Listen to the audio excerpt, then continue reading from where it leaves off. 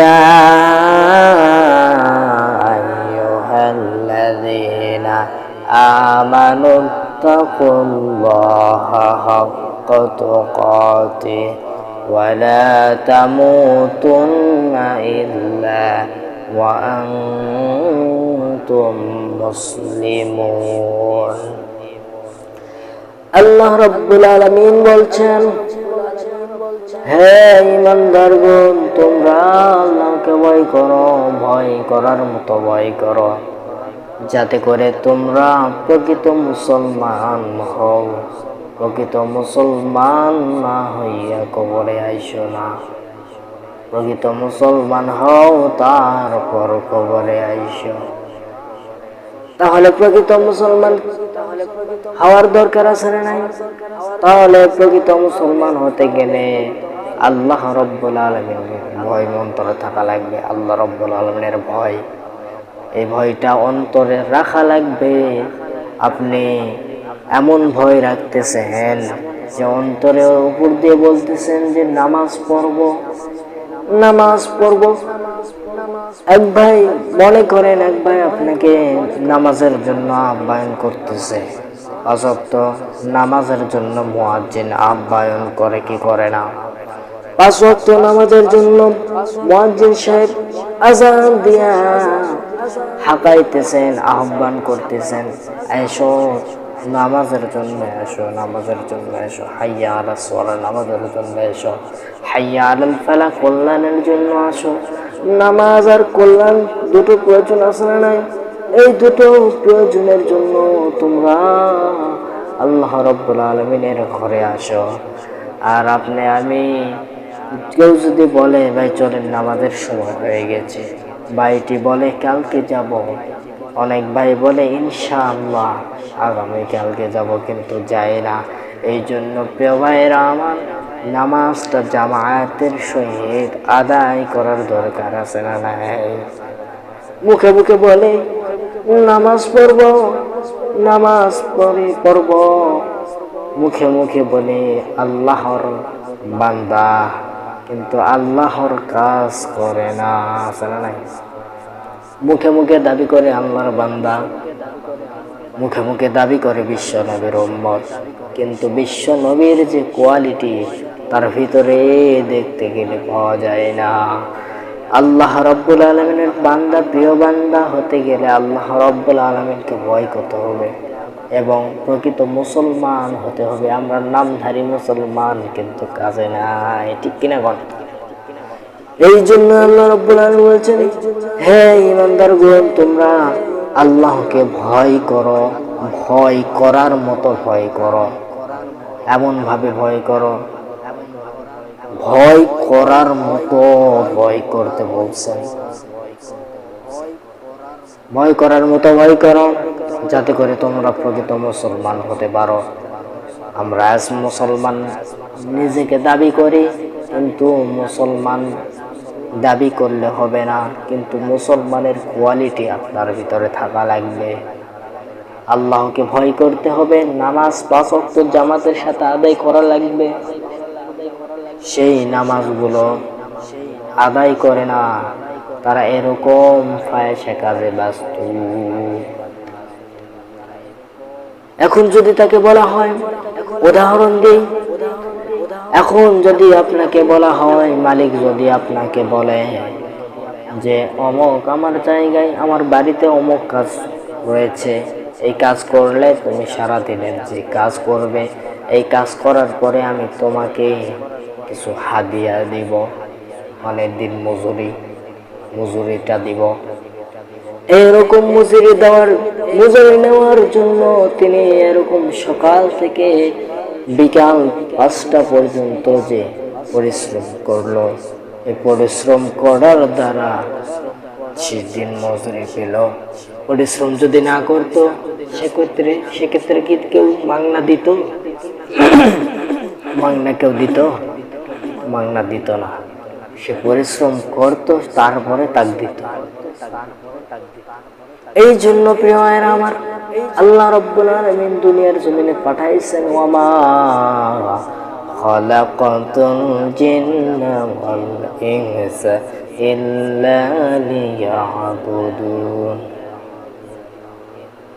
আল্লাহ রাব্বুল আলামিন আমি জিন এবং মানুষকে সৃষ্টি করেছি একমাত্র আমি আল্লাহর ইবাদত বন্দেগী দাসত্ব গোলামি করার জন্যই পাঠিয়েছি।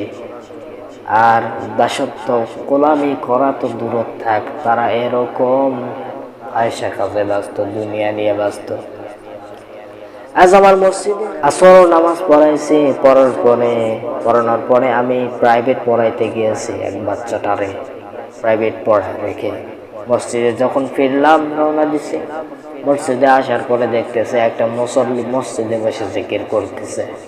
এমত অবস্থায় আমাকে বলতেছে আজানের সময় হয়ে যাচ্ছে, আজান দিয়ে দিল মুয়াজ্জিন সাহেব। আজান দেওয়ার পরে ওই লোকটি আমাকে বলতেছে যে হুজুর, এই পাড়া দেখতে গেলে মুসল্লি শেষ হবে না? প্রত্যেকটা ঘর থেকে যদি একটা মুসল্লি যদি আসে, এই মসজিদটা ফুল হয়ে যাবে। আসে না, দুঃখ লাগে, মসজিদের লোকজন দেখা যায় না, মসজিদের লোক নাই একজন, কোনদিন 3 জন, ভাগ্যে চক্করে 10 জন হয়, এর বেশি হয় না। শুধু শুক্রবার জুমার দিন হাজিরা দিতে আসে, এরকম মুসলিম হয় নাই, সবই আছে। এই জন্য আল্লাহকে ভয় করতে গেলে ভয় করার মতো ভয় করা লাগবে। আল্লাহ রাব্বুল আলামিন যেভাবে আপনাকে আমাকে চলতে বলেছেন ওইভাবেই চলতে হবে। শুধু আল্লাহকেই মানলে হবে না, আল্লাহকেও মানতে হবে এবং রাসূলুল্লাহ সাল্লাল্লাহু আলাইহি ওয়াসাল্লামকেও মানতে হবে। শুধু আল্লাহকে মানার জন্য ফরজ নামাজ আদায় করতেছে, সুন্নত আদায় করতেছে না। সুন্নতটা যদি আদায় করেন তাহলে নবীকে ভালোবাসা, নবীকে ভালোবাসা। আর ফরজটা আদায় করলে আল্লাহকে ভালোবাসা। দেখা যায় এরকম শুক্রবার জুমার দিন তারা নামাজ পড়তে আসে, সারা সপ্তাহ এরকম বাদ দিয়া এরকম জুমার দিনে আসে হাজিরা দিতে, জুমার দিনে হাজিরা দিতে আসে। আসার পরে ফরজ কোন রকম হয়েছে, হুজুর খুতবা শেষ করিয়া এরকম নামাজে দাঁড়াইছে, নামাজ শেষ হয়েছে, ফরজ নামাজ শেষ। এমত অবস্থায় পিছনে তাকে দেখে সবগুলো নাই, কেন বলতেছে সুন্নত করবে, খিদা লাগেছে। এই সপ্তাহ অন্তর যে তাও আসে, এটা তো খিদা লাগে। সারা সপ্তাহ আসে না, জুমার দিন আসে, এই দিনেও আবার বলে খিদা লাগেছে বলে চলে যায়। শুধু আল্লাহকে, প্রিয় ভাইরা, শুধু আল্লাহকে ভালোবাসতে হবে না, আল্লাহকে ভালোবাসতে গেলে নবী সাল্লাল্লাহু আলাইহি ওয়াসাল্লামকেও ভালোবাসতে হবে। আল্লাহকে ভালোবাসতে গেলে আল্লাহ রাব্বুল আলামিন বলছেন, আমাকে যদি পেতে চাও তাহলে আমার বন্ধু নবীকে আগে ভালোবাসো, তারপর হ্যাঁ, আমাকে যদি পেতে চাও তাহলে আমার বন্ধুকে আগে, বন্ধুকেও ভালোবাসতে। তো এখানে বোঝার বিষয় হচ্ছে আমরা শুধু ফরজটা করে চলে যাই, কিন্তু সুন্নতটা আমরা করি না। কেন? খিদা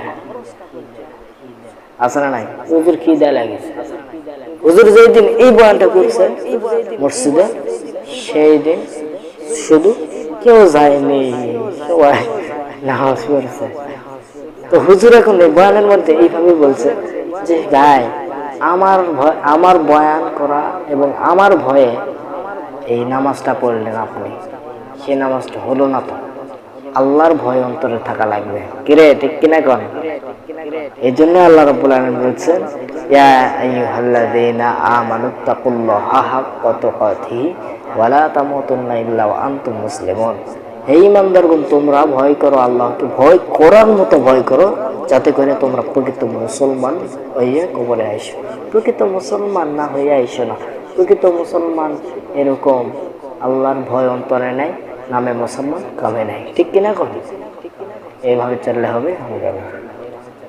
এই জন্য প্রিয় ভাইয়েরা, আল্লাহকে ভয় করতে হবে, ভয় করার মতো ভয় করতে হবে। আল্লাহ রাব্বুল আলামিন বলছেন হালাল খাও, হারাম ছেড়ে দাও। আমরা হারাম নিয়ে ব্যস্ত, আসলে সারা জীবন বুড়া হয়ে যাচ্ছে, সারা জীবন কয় কি যে সারা এই যে বুড়া হচ্ছি, ওই কি হয়েছে, যৌবন কালটা শেষ করে ফেলছি, বুড়া বয়সে যায় বেড়ে যায় টুইয়া হাজি বলতেছে তওবা করছি।